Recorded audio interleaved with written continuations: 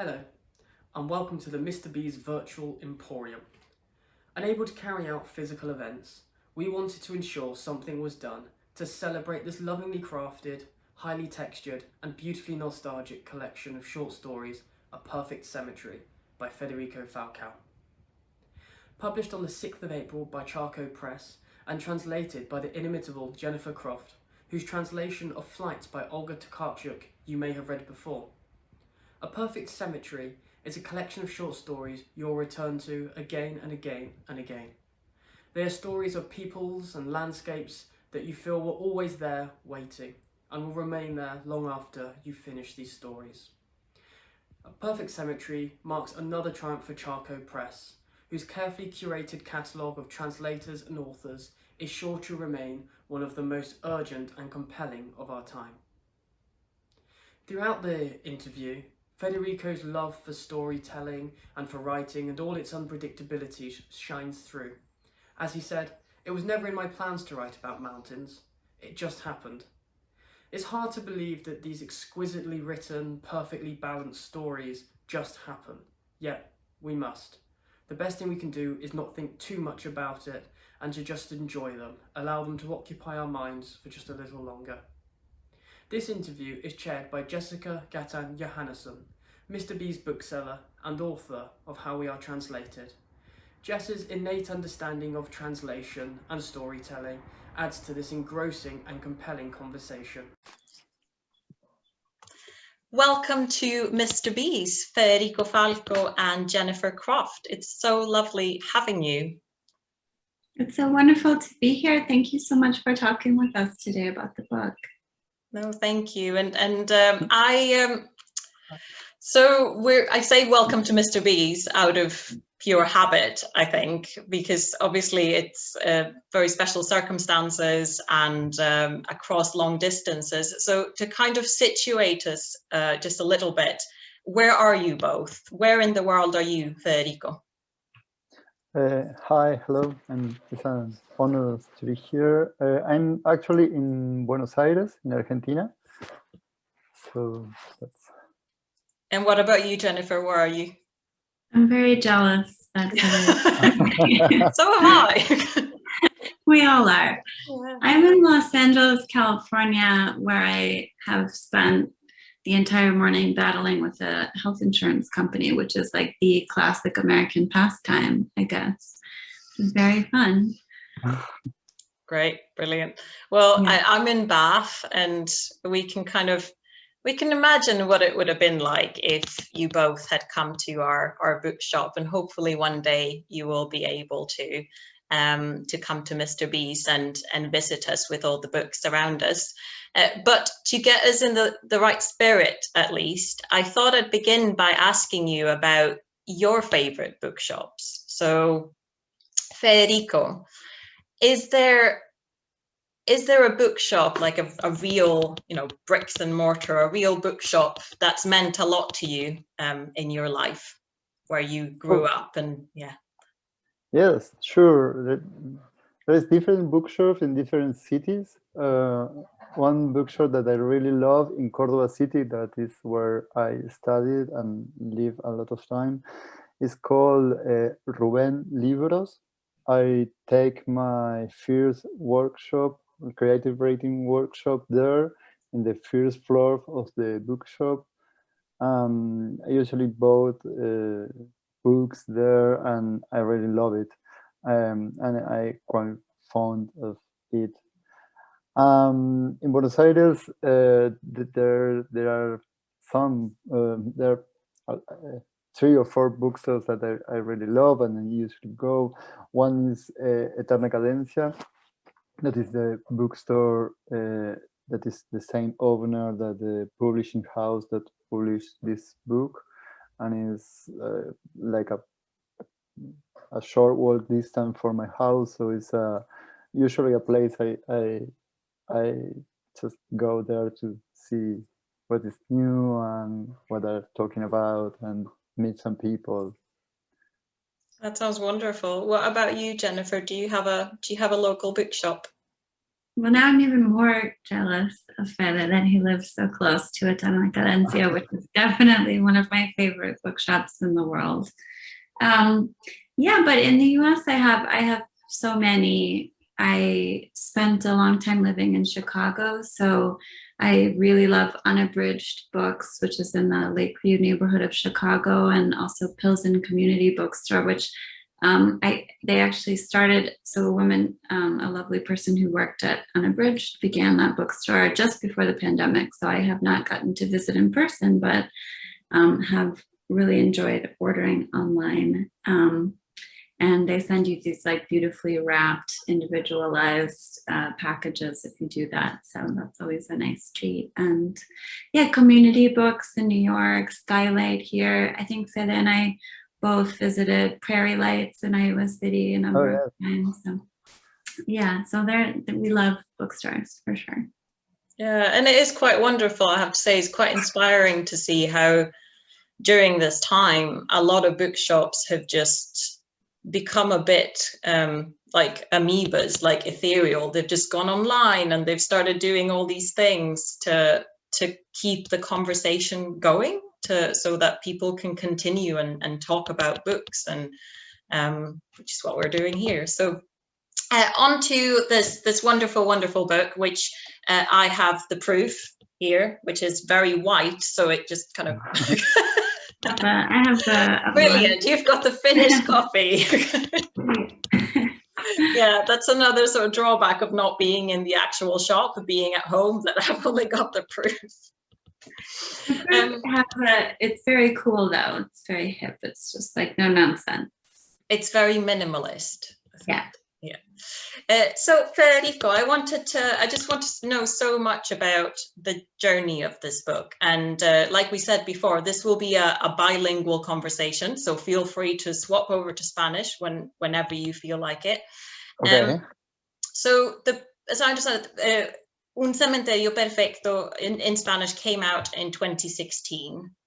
But it's quite a while ago now. And with collections of short stories, I just find it interesting because they can have quite a long life, even though it all ends up in one book. So my first question is, how old is the oldest story in the book? Oh, I'm quite a slower writer, so I think some of the stories are from 2010, 2011, more or less the beginning of the story, or some parts. But yes, some Sylvie and the Dark Knight is one of the older ones. Oh, brilliant. And one thing that I've heard quite a few, both readers and authors say, actually, that they think of short story collections kind of like music albums, that it can be a conceptual, where you think these are stories about one thing, or it's much more organic, that you write the stories and then they come together eventually. Which one of those is A Perfect Cemetery? Did you think this is going to be a collection, or they sort of grew as time went along? No, I usually think, or in the collection, I like more like organic books. Like I was a bit lost at the beginning of the writing. That I'm usually a bit lost, and this was the case. I start to work in some of the stories. I usually work in parallel in two or three stories at the same time. Oh, wow. And when I find the right tone for The Perfect Cemetery, for this story, I just think that's it. That is the book. And that was the one story that held, I feel like held the center of the book. The other ones start to relate to this one, and to grow up from the cemetery story one. That's brilliant. And so going over to you, briefly to you, Jennifer, when did you first come across Federico's work? Well, I got to meet Fede when he was doing the International Writing Program residency in Iowa City was it in 2009? No, I think it was 2012 Oh, okay. or 11. Yeah, that makes sense. Yeah, you're right. So I was already living in Buenos Aires then, in that case, and my family now lives in Iowa City, although I did not grow up there. So I was maybe visiting them, and I got to meet Fede, and then began reading his work and really loved it. And then I actually found this book, Cementerio Perfecto, in Eterna Cadencia, the bookstore that we just mentioned, I think right after it came out. And I was just about to leave Buenos Aires for a couple of months. I also translate from Polish, so I had a residency, I remember, in Krakow to work on a different book. But I took this glorious book with me, and I remember so clearly reading it and just being completely blown away by every single story. It was such a uniquely moving experience for me, reading those stories. And yeah, then it was just a dream come true to be able to translate them. So I feel like I hear this quite a lot from translators and authors, that every translator-author relationship is unique and is different, and there's no, this is how you do it. There's no rules really. Have you been working quite closely together, or was it more like you went off and did your thing? How did that work? I don't know what Fede thinks about it, but this is one of the more collaborative relationships that I have. So I have kind of a philosophy in general of not contacting the author while I'm translating, because to me, it's important to allow the text to stand on its own. So rather than getting like an explanation from the author that would ultimately put more information on the English language page than what is in the original, I prefer to ask, other native speakers, or just do whatever research I need to do. But then I make it my own thing on the basis of the published thing. But with Fede, I always sent the translations as soon as I was finished with them. And I always got wonderful feedback from him about, little things to change, or mistakes, or a number of things that we then talked about and worked on together, which was great. Excuse me. So, but I think maybe we have like a similar philosophy of literature or something. So I didn't ever feel that there was that danger of having external things influence the translation. It was really just kind of making sure that the translation is grounded and perfect. Nothing is perfect, but you know what I mean? As good as possible. That's so fascinating, especially with your stories, Federico, because there is so much that is unsaid, and so much that what makes the story is that we only get certain pieces of information, I think. Is this a new experience for you, Federico, or have you been translated before in any way? This book was translated into Italian and into French, and each situation was a different one. I must say that with Jennifer was kind like a pleasure to work, because she just sent me the what she called a draft version or fish version, but it was just perfect. I just read it, and all that happened with me that reading that version was to feel what strange is to read a word that I know so well in another language, and so well translated. So sometimes, from time to time, appears some little thing, or maybe Jennifer leave a quick note asking something about a word, but it was just to read with pleasure, like a word that I know a lot, but it's like reading was like if another person was write that story. So it was a very powerful sensation. That sounds great. It had been quite a while since you finished the book in Spanish as well. I mean, what was it like to sit with those stories again after years of being away from them? It's like come back to an old friend's house or something like that. Or I usually remember everything of the stories, but there's some little parts, some little change that maybe I made at last moment or in the last version that surprised me again.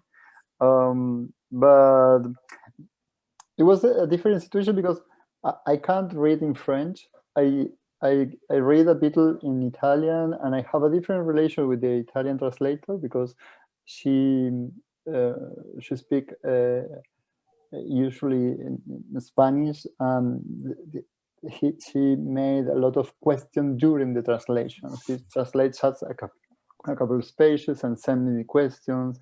But I usually read a lot in English, so for work or for something like that. So it's kind of easy for me to read in English, and to find my own words in another language was really strange. It's like I think that's the idea that I come back to our old friend's house again.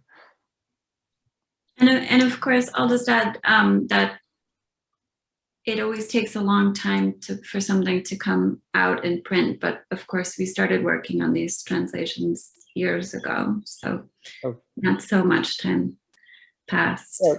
Yes, I think that the first version of some of this short story was like a couple of months, or maybe, I don't remember exactly, but maybe a year after the publication. So it don't happen so much time. Yeah, I think so, because this is I think the only book that I've ever translated completely before I had a contract, because I just was so obsessed with it basically that it didn't occur to me that I should wait. I mean, it did then. Fede and I have also been talking about kind of how to read a short story collection, and you were bringing this up with your initial question too about how it was compiled. I did not work on them all at once. I needed time between them. For me, they're very, they're complete worlds unto themselves, and I wanted to sort of respect that and give that time to breathe and grow. So it did still take me a while to do the translation, but I started as soon as I could. Yeah, it is always strange, isn't it? As readers, we get a completely different, the books are situated in time in a way that's completely weird for an author or for a translator, because it's just a long time span. So one of the big things, and I've been talking about this book, especially to my colleague Callum, who you just met on screen, a lot, and we've just been raving about it. And one of the things that we really wanted to ask you about and to hear you speak about is the relationship to the particular environment and the particular landscape, and the relationship between people and the landscape and the place in the stories. So I know that you grew up in the region of Córdoba, didn't you, Federico, in Argentina? Yeah. And as I understand it, that region is really present in the stories. Were you still living there when you wrote the stories, or had you moved to the city at that point? Well, I grew up in a little town in the south of the province of Córdoba, but I think that special landscape doesn't appear in this book. I think the landscape that more appears is like the mountains or the sierras in Córdoba. That is it's a landscape that I really love. I all my holidays and vacation when I was when I was growing up was there.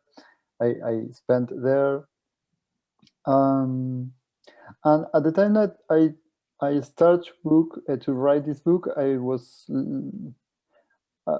living in Buenos Aires, and for a long time I was living away from Cordoba. I was living in New York a couple of years, in Iowa, in Spain, in Buenos Aires. So I see. I think there was a big sensation of nostalgia. How do you say nostalgia in English? Nostalgia, yeah. Nostalgia. Nostalgia. So I start to write these stories in that particular landscape like a way to recreate the landscape for me, but also in a dreamy way. Like I start to think in landscapes that I really love, but that maybe they are not geographically close. So I take some bits of the woods and some part of the mountains and some different part of where the pampa meet the mountains, and I put all together like in a, I don't know, in a puzzle or something like that. I start to make these landscapes. I think all the scenes are in places that transcurre in places that I really love, and I was trying to recreate by writing, recreate by trying to remember how it was to be there, remember how it was to feel the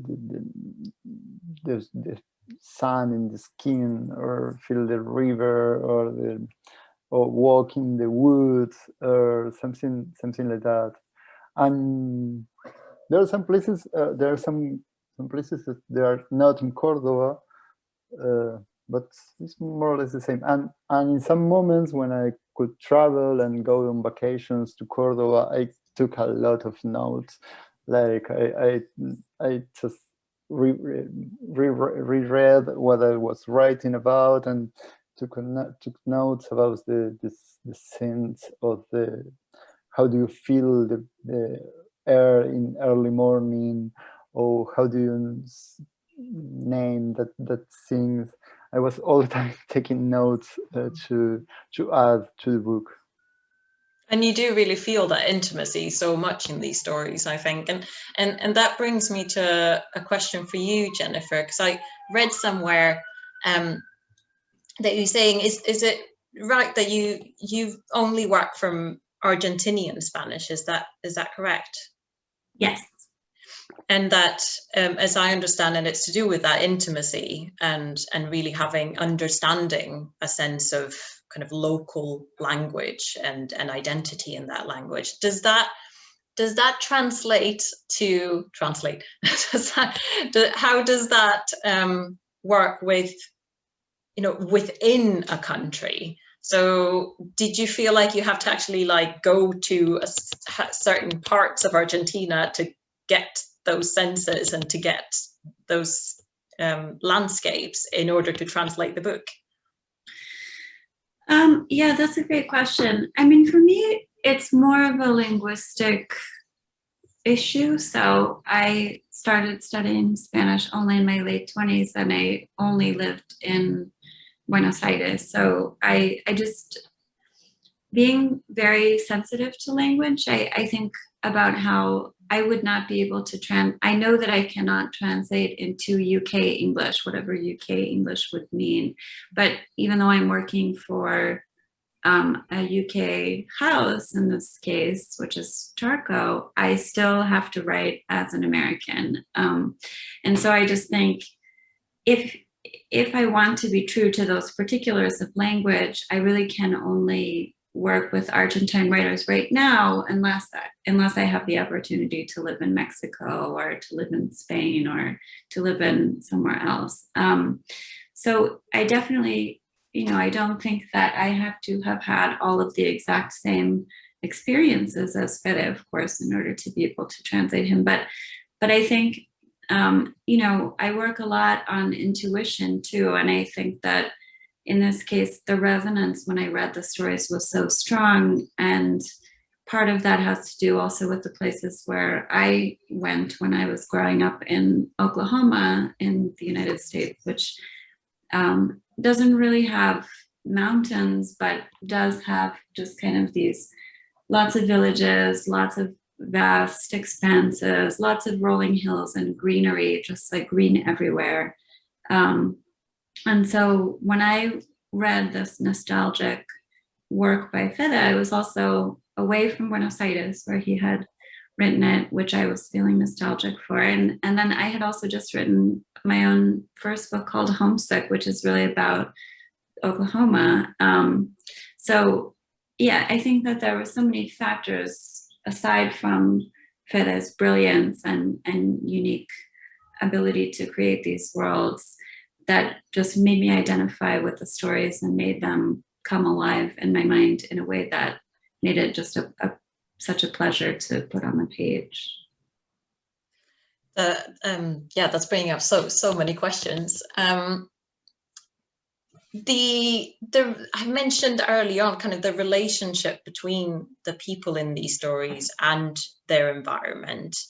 And this is one of the things that Callum and I were talking about. There are such strong moments in the stories where the tension, I guess, between the order or civilization or systems that people are a part of and what lies beyond, whether that is kind of wilderness or freedom or something else, the non-human, that tension really rises up to the surface, and it becomes really a driving force in the stories. For example, in the first story, The King of Hares, where you've got this man who's living on the mountain and he depends on going in to steal food, but at the same time he rejects the order or the safety or the community of the town.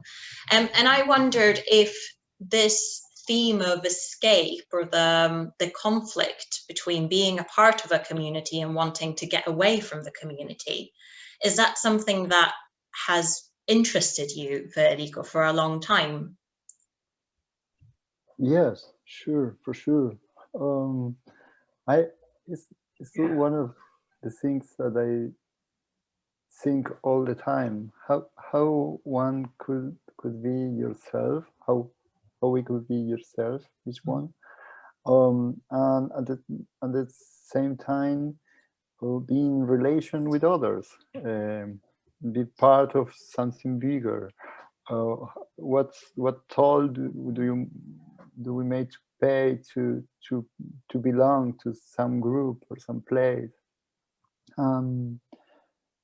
Well, I think it's something that have to do like with the place I grew up. That is a very small place, very small town, where all the social connection, all the social relations are very structured, are very clear, and there was a sense that what you can do and what you can't do, and a lot of people was watching what you do or what you don't do. And I think something that always interested me a lot. When I was growing up, I spent a lot of time with my grandparents that they live in the countryside, like 15 kilometers from the town, and I spent a lot of time with them. At that, and this experience exposed me to know a lot of people who live alone in the middle of the country, who was very special people. Maybe they live there with the cows and some horses, and they don't speak for days. And I always was asking. I remember I have maybe 10 or 11 years old, and watch these people and think, what scenes are there beyond this silence? Or what is this? What means what this silence? What does it mean? This silence is. They don't speak because they don't have nothing to say. They don't speak because they understand everything. They don't need. There are loneliness here, or maybe there is like just a big love for solitude. And I think that kind of things always interest me. And I by myself, I think I'm in the tension between those different things. I love to spend time alone in nature. I love to spend time in little village, or maybe for 2, 3, 4 weeks there, working and having little relationships with my neighbors that don't speak in so much. And then I love to come to the city and see friends and go to bookshops and to go to get some coffee. Both sides of this spectrum really attract me, but I need both. And I think it's something that interests me. Well, I mean, I'm sure that I was probably not the only one who, reading these stories in the circumstances that we find ourselves in now, of a particular kind of isolation, it just spoke to so many things that we're talking about now, about like forced isolation versus chosen isolation. So I think it has a completely different kind of resonance. Are there any reactions to the book? And I don't know how much you've spoken to people about the book now, but is there anything that's surprising you about the reactions to the book now? I really don't know. I don't hear new reactions about the book in English. Just a couple of things from the previous copies, but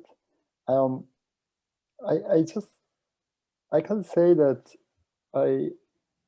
for me, for example, I think this last this last year made me rethinking some things. Usually, I think about myself like someone who really loves being alone, to have time for myself, to have time to write, to have time to read, to have time to be by myself.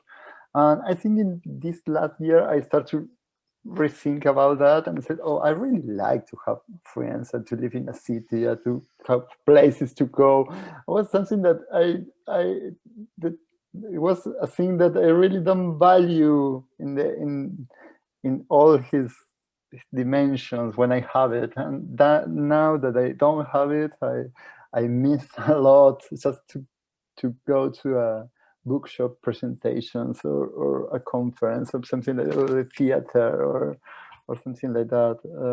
But I really don't know what happened with the book and what readings could arise with them. Yeah. Well, that kind of remains to be seen, doesn't it? I mean, one thing that just as you were talking now that came up for me was the difference between loneliness and solitude. And I actually can't remember the Spanish names, like the Spanish equivalents for those two words. No, the difference. There is no difference in Spanish. That's one thing that I really love from English. You have that difference that is quite useful, I think.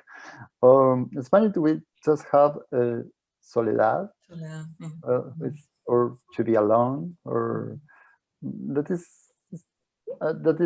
there is no mark about if you choose to be alone or don't choose it. If it's something that you padecer, that you suffer from, you're suffering from solitude, or not, or you're just enjoying to be alone.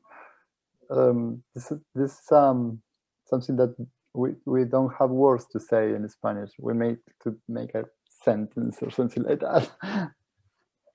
I've never thought about that. That's really fascinating. It's one to put at the back of my head, write down somewhere. So a possibly really difficult question, Jennifer, but which story was the most challenging to translate? If and take that however it kind of comes to you. Well, I talked to Fede about this, but it was the last story in the collection that was the most challenging for me, which I think he found perplexing, which is The River. And I love that story. And yeah, speaking of people's reactions to the book, people are really loving this story, and I had to admit that it I didn't feel that I fully understood it when, even by the time I was translating it, when I had already read it a couple of times. It took me longer to kind of come to terms with that character, and it is kind of more of an impressionistic story than the other four, particularly the three longer ones, which could almost be considered novellas. Sylvie and Her Dark Night, and Forest Life, and the title story, A Perfect Cemetery. Those are all considerably longer than the two short stories that bookend them.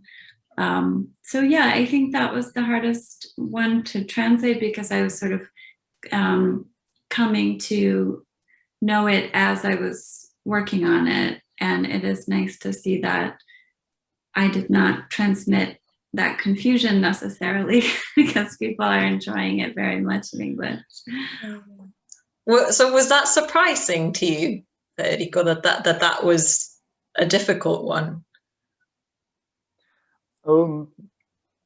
Yes, I don't remember.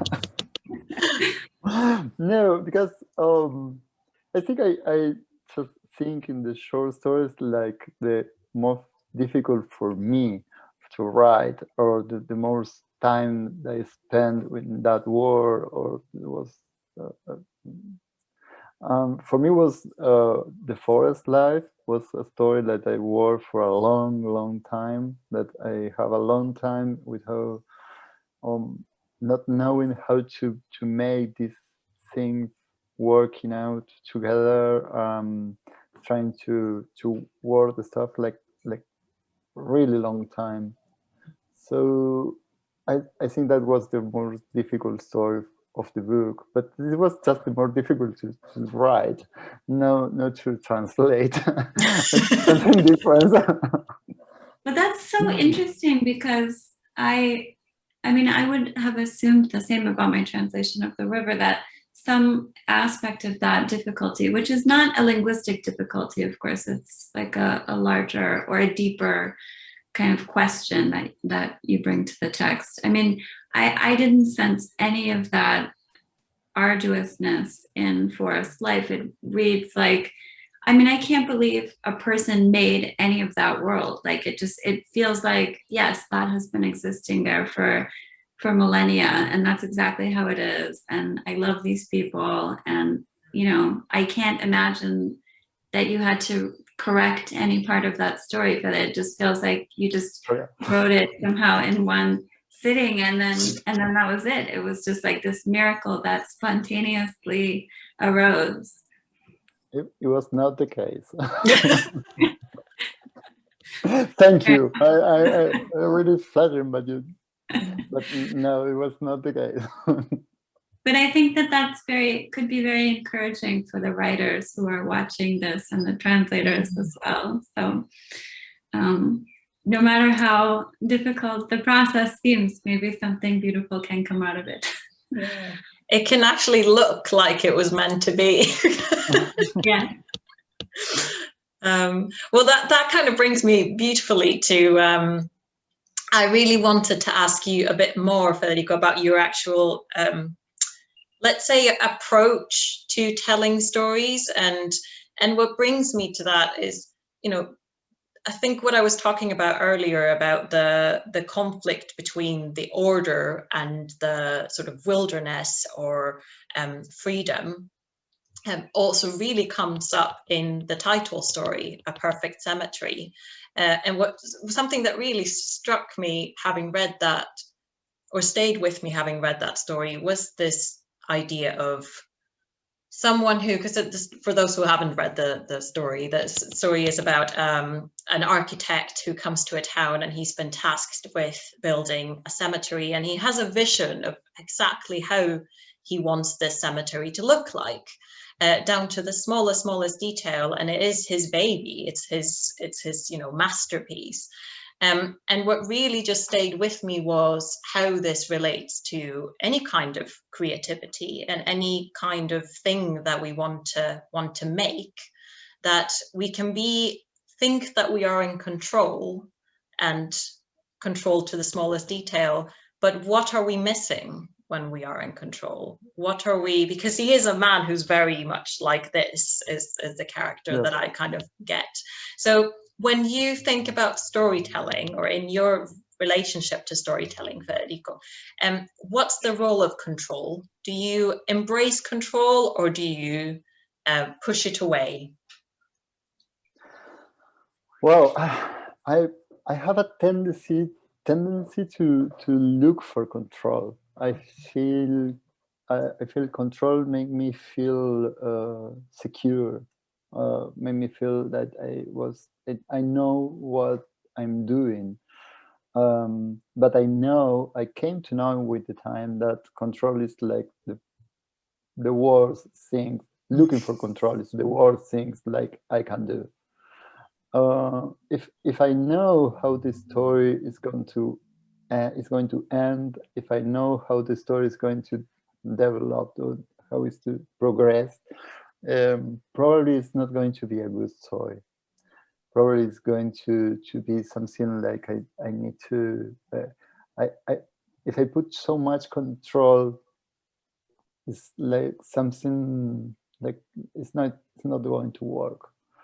I just learn to try not to think too much about what I'm doing. I try to write, just letting things go, like producing a lot of text, taking some characters and make they talk in the page, may they say things, may they made things, and then just took a couple of take some distance and look the text from some distance and try to read the text like if another person have write it. The characters are speaking, are saying things. I try to not to think so much, because I have the tendency to control things, and it's not a good one tendency, I think, to write. I prefer to try to surprise myself what are the things that arise in the text, and when I can see it, say, okay, these are the things that I need to write about. Maybe I don't want to write about that. Maybe I don't, but I clearly need. It's like something inside me is asking for something like that happened with the landscape. It was not in my plans that write about mountains and places I miss a lot. I have a lot of nostalgia. Just happened, and maybe that put me in some place of a bit of vulnerability, a place that I don't. I don't feel so comfortable about. But I said, okay, it's what happened. Let's go for this place. Let's. Well, it's scary, What happened isn't with it, that? not to be in control? It's a very scary place, I think, for most of us. Oh, it could be and not could be. It's just words. It's just paper. Or it's just so I know it's a scary thing, but I just try to remember myself is I need to do is how it works the process for me.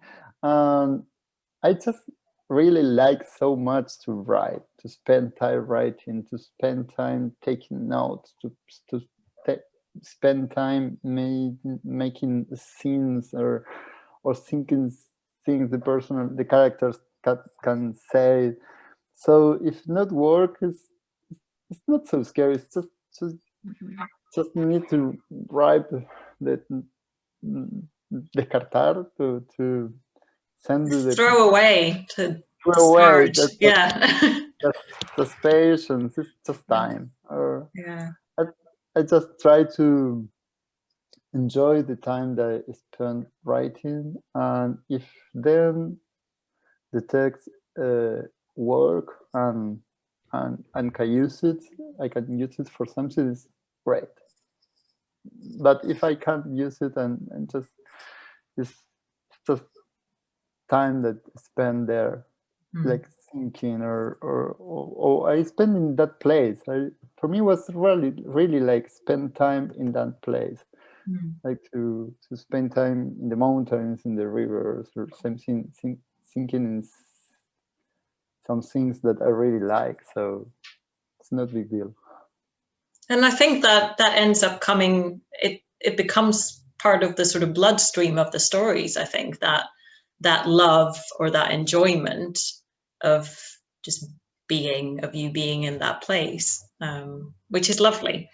I wanted to just, before we finish, get back to the conversation around different languages briefly.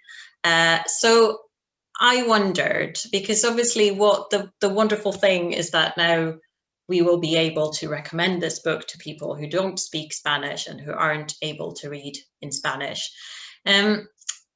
And for me, I think growing up as someone for who English is a second language and who didn't grow up speaking English as fluently, it was translation was just like, how else would I read literature from around the world, you know? So I wanted to ask you, do you have any favorite writers or writers who are really important to you and who you love, who you have only read in translation?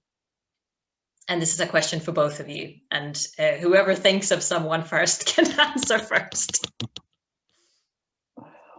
Well, I spent a lot of most of my favorite writers write in English, and I first read it translated into Spanish. And then with the time I started rereading them in English, in the original text, and in some cases I just read both the original and the translations. Or in some cases, one of my favorite writers is Wisława Szymborska. That's a Polish writer that I know Jennifer loves too. And I can't read in Poland, or so I read it translated into Spanish, and then in some moment, Jennifer give me a copy as a gift of the poem of Szymborska in English. So I now read it in Spanish and in English, looking in both languages to try to make something of the original Poland that I can access. So that's one. That's brilliant. Yes. Yeah, that sounds really familiar. I did the same thing. I mean, I read, I remember reading Romeo and Juliet in my granddad's Spanish version when I was like 6 or 7. It's like, what about you, Jennifer? Did anyone come to mind? Yeah, and Also, I love that Fede has a picture of Szymborska behind him on the bookshelf. I was noticing that all Oh, along. brilliant. Yes. Oh, yeah, there she is. Yeah. Exactly. Yeah. That's fantastic. Yeah, I read a lot of books in translation. I've never understood this sense that people sometimes have of like, well, if you're not reading the original, you might as well not read it. And it makes absolutely no sense. So just thinking of recent favorites, Virginie Despentes in French is incredible, and Franklin's English translation. And Jon Fosse in Norwegian is also absolutely brilliant, and Damien Searle's translation. And there would be many more, but those two have recently released these trilogies in English, which would highly recommend to anyone watching this.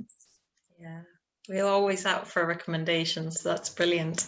I have one final question before we let you go, and encourage everyone to buy the book, and we'll put a link in the video as well, obviously.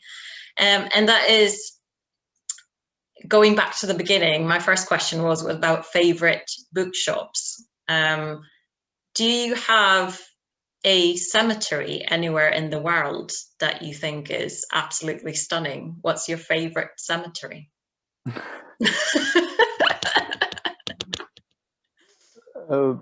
I really don't have one. You're not? No, it's not something that really keep my attention, or sometimes I went to some cemeteries, but I don't have a favorite one. No, Maybe that's just me. I think I just have I think I just love walking around cemeteries. No. There are a lot of people. I know so many people who love cemeteries. Like they arrive in a new town and they go to the cemetery first. And I'm actually like, I can't remember any cemetery. I don't. It's not something that I do. I mean, yeah, there are some famous ones, of course, and throughout Europe in particular, but I haven't spent any time in them really. That's brilliant. But that, I mean, I think that just says so much probably about the way that you write, Federico, that it wasn't about going to all these cemeteries and looking at them. It was actually about what happened in here.